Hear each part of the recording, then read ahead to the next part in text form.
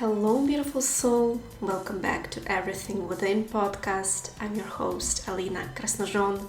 This podcast is all about empowering you to build an extraordinary, fulfilling life and tap into the limitless potential that resides within you. Thank you for tuning in today. Welcome to episode 19. I didn't choose this number on purpose, but this is my favorite one, which makes it perfect for today's episode. Today's episode is particularly special for me because I'm releasing it on January 1st, my birthday. As you listen to this, I'm celebrating turning 33, the Jesus age, as they say.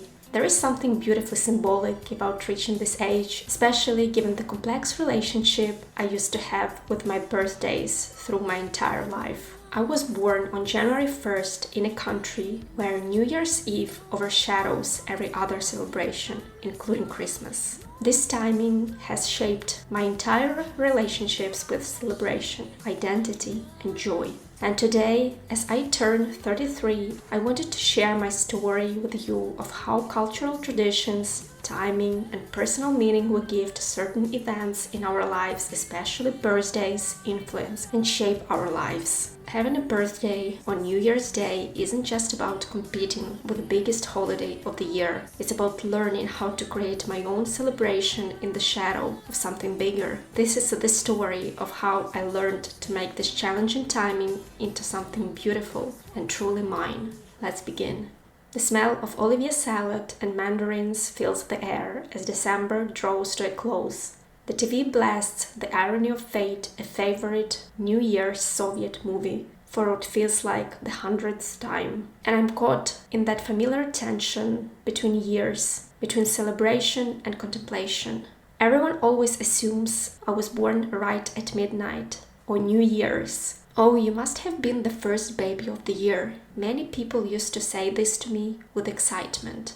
But the truth is, I came into this world on the evening of January 1st, when the New Year's celebration hangover was setting in across the country, when the olivier salad bowls were half empty, where mandarin peels were scattered across tables, and when most people were already tired of celebrating. This timing that has felt like both a blessing and a curse. Every year, as December winds down, I watch the familiar choreography of celebration. The refrigerators across the country fill with ingredients for olivier salad, shuba herring salad. The mandarins appear in nets at every market. But unlike everyone else preparing for just New Year, I'm caught in a double anticipation. Every year, my mother tells the story of my birth with a tired laugh. While the country was sleeping off its collective New Year's celebration, she was in labor. The hospital staff moved with the sluggish energy of people who had celebrated too hard the night before.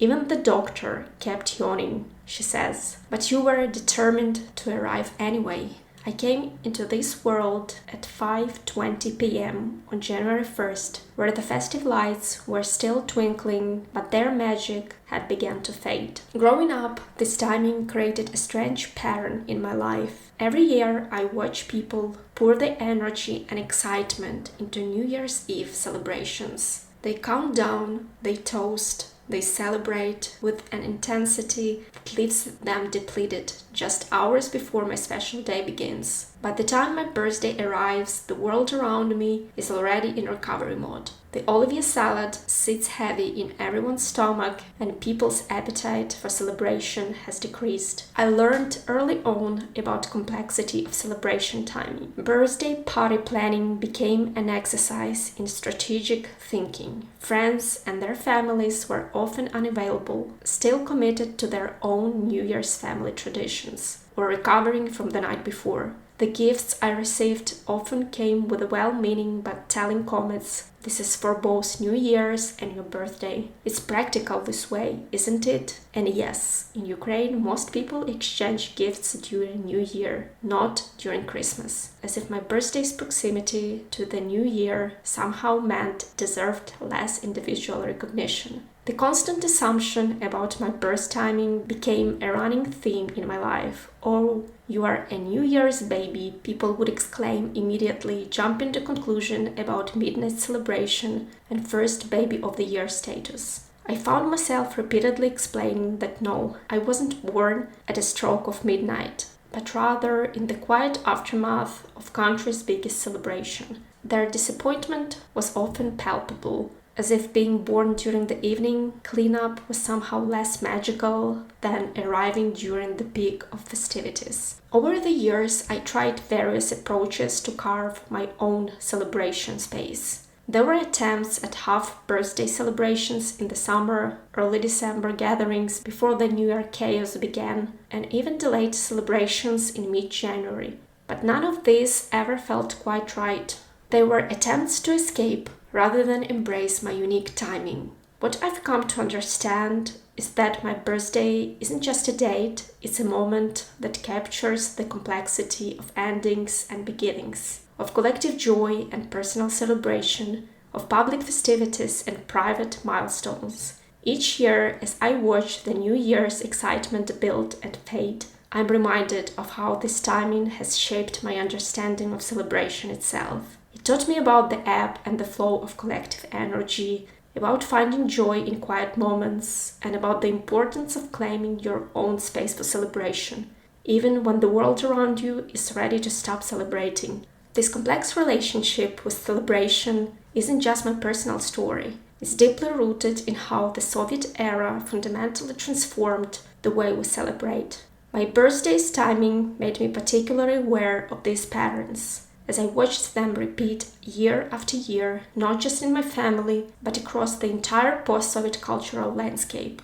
The Soviet Union had mastered the art of celebration engineering. In their drive to create a secular society, they needed to replace religious celebrations with state-sanctioned alternatives. New Year's became the perfect candidate, a date without religious significance that could be transformed into ultimately family holiday. Christmas tree became New Year tree. Religious imagery was replaced with secular symbols, and Saint Nicholas transformed into Ded Moroz, the distinctly Soviet character who arrived precisely on New Year's Eve, not Christmas. In the 1960s and 70s, the New Year celebration became a masterpiece of Soviet standardization. Every family followed the same celebration blueprint. The salads had to be prepared by December 31st, olivier being non-negotiable.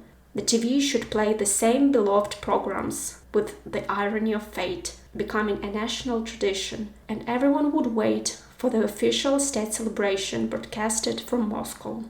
This standardization went beyond the date and customs. The Soviet era created a specific celebration aesthetic that persists to these days. The same decorations would appear in every home, glass ornaments made in specific factories, identical garlands, and the ubiquitous paper snowflakes that children would cut out at school. Even the gifts followed a pattern. Mandarins, a rare treat that became synonymous with the holiday. Chocolates in standard state-produced boxes, and simple toys that were available in state stores. What fascinates me the most is how these patterns survived the collapse of the Soviet Union. In the early 1990s, when everything else was changing radically, these celebration traditions became a comfort, a connection to stability in unstable times. The olivier salad remained on tables even when ingredients became scarce. Families still gathered around TVs to watch Soviet-era holiday films, even as their world was transforming around them. Living in the post-Soviet space, I've watched how these celebration patterns evolved while maintaining their core. New elements were added, Western Christmas traditions slowly crept in, new foods appeared on holiday tables, but the basic structure remained remarkably consistent. The New Year celebration still carries the weight of being the ultimate family holiday, the moment when everything must be perfect, when tradition must be maintained. This Soviet legacy of celebration doesn't just influence when we celebrate, but how we celebrate. It created an unwritten rulebook of proper celebration that many still follow unconsciously. The pressure to conform to these celebration standards is particularly intense during the New Year period, precisely when my birthday falls. It's as if my personal milestone got caught in the gravitational pull of this massive cultural tradition, making it nearly impossible to separate the personal from the collective, the individual from the standardized. Like a familiar but slightly too tight sweater, these traditions provide warmth and connection to our shared past, while sometimes limiting our ability to create new, more personal ways of celebrating.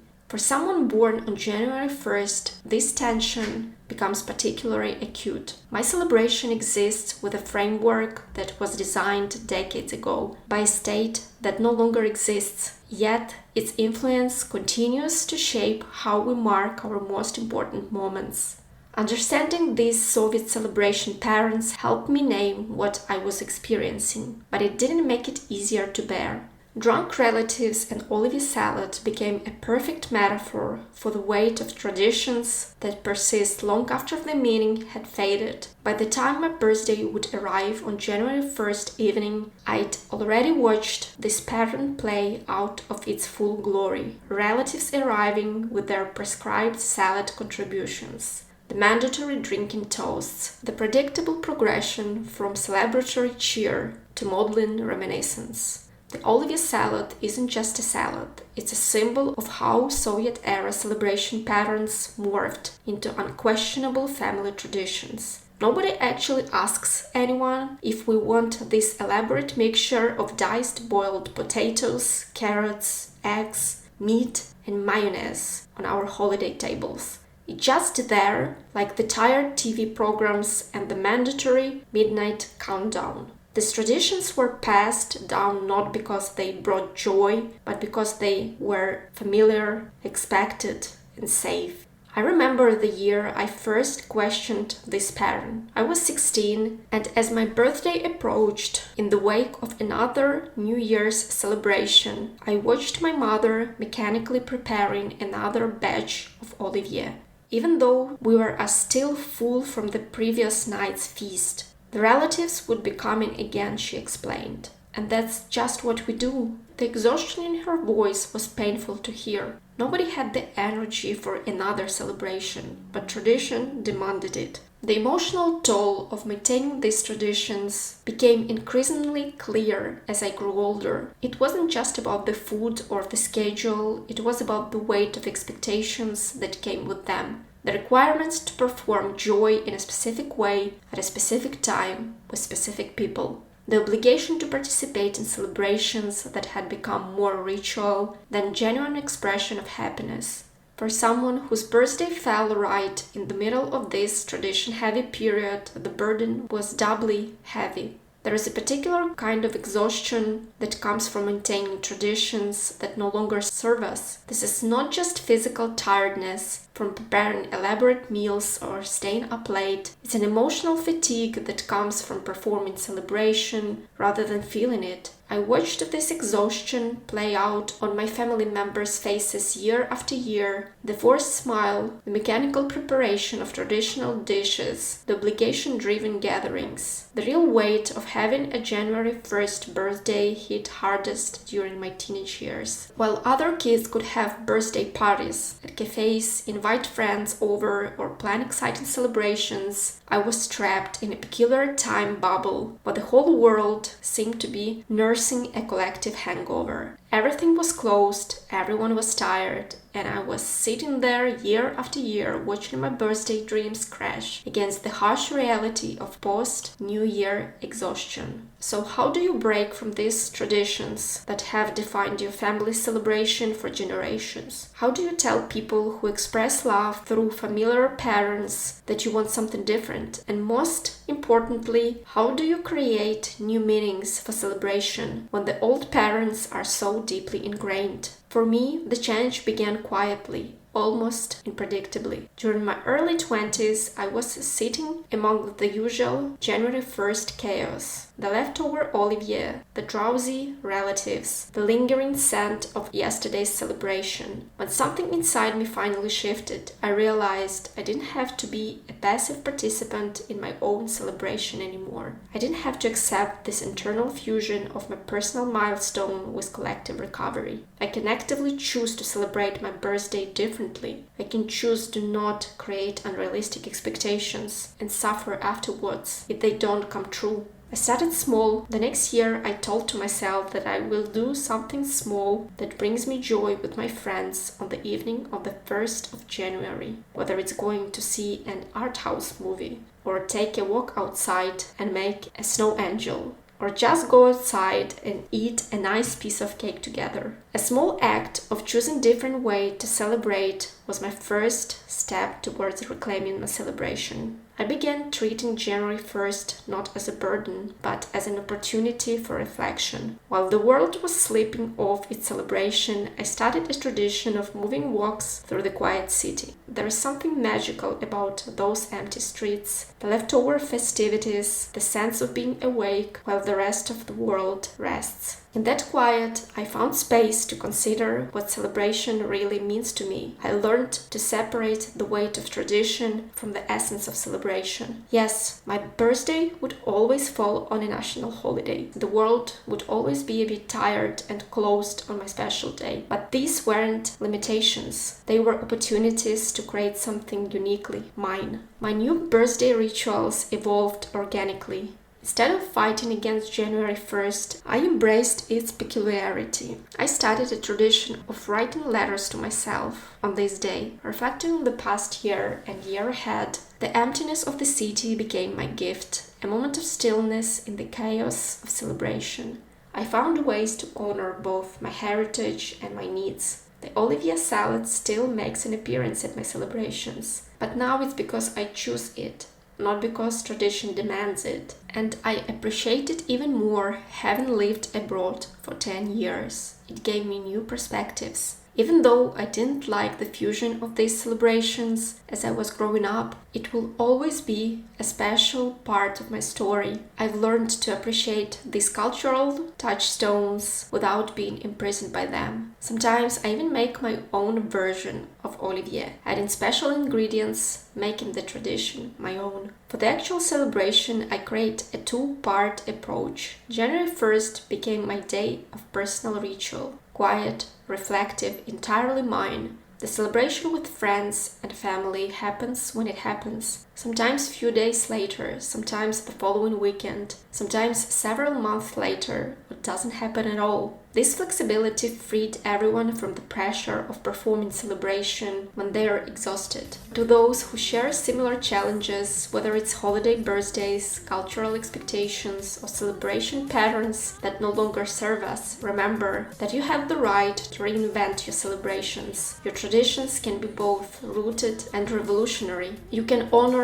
where you come from while creating where you're going. Today I feel a profound sense of peace with my birthday's timing. The quiet streets are no longer a reminder of what I can't have, but a space for what I've created. The lingering New Year decorations feel less like competition for my celebration and more like the unique backdrop to my story. This journey from obligation to joy wasn't just about changing when or how I celebrate. It was about understanding that our celebrations can grow with us, that traditions can be both honored and transformed, that sometimes the very things that feel like limitations can become the foundation for something uniquely meaningful. Our birthdays are more than just dates marked on a calendar, more than inherited traditions or societal expectations. They're opportunities to celebrate ourselves on our own terms, to write our own stories of joy, and sometimes, like in my case, the most challenging timing can lead to the most beautiful celebrations, ones that are entirely authentically our own. Until the next time, bye!